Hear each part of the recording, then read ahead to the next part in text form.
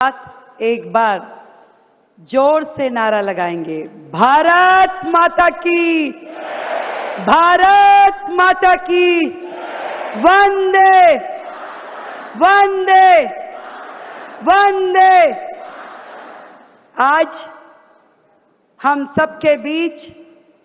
उपस्थित भारत माता के वो सपूत जिनकी सिंह गर्जना के साथ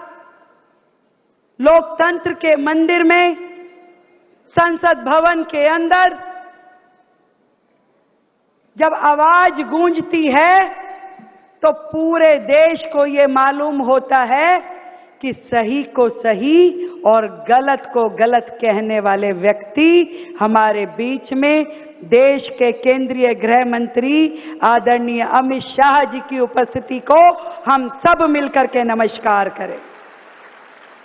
दिल्ली के माननीय उपराज्यपाल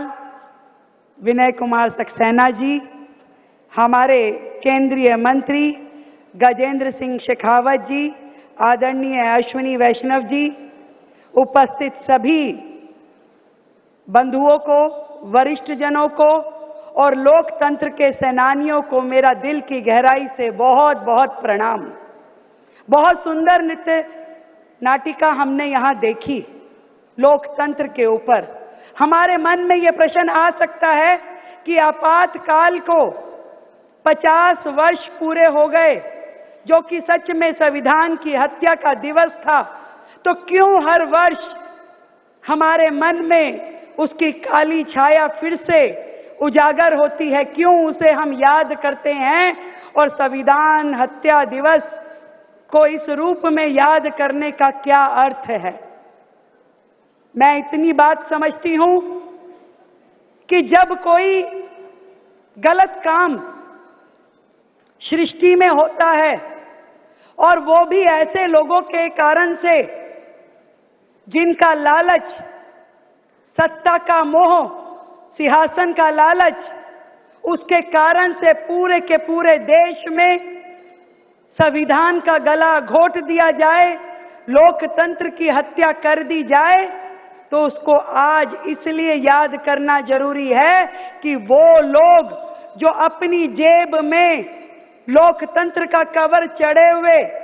किताब लेकर के घूमते हैं और लोकतंत्र को बचाने की दुहाई देते हैं, उन्हें ये ध्यान में होना चाहिए कि लोकतंत्र की हत्या यदि कभी हुई थी तो वो 25 जून 1975 को हुई थी, जब पूरे देश को, पूरे भारतवर्ष को कैद खाना बना दिया गया और लाखों लोग जेल के अंदर डाल दिए गए। केवल अपनी सत्ता बचाने के लिए तत्कालिक सरकार ने, तत्कालिक प्रधानमंत्री जी ने पूरे देश को दांव पे लगा दिया, हर एक की जुबान बंद कर दी और लोकतंत्र के चौथे स्तंभ पे भी ताला लगा दिया। आज हम उस दिन को याद करते हुए ये शपथ लेते हैं कि भविष्य में कभी भी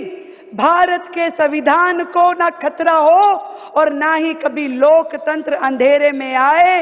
ये जो रोशनी है, लोकतंत्र की रोशनी पूरे भारतवर्ष पे छाई रहे और हम और आप, केंद्र की सरकार, आदरणीय प्रधानमंत्री जी से लेकर के लोकतंत्र का हर एक सिपाही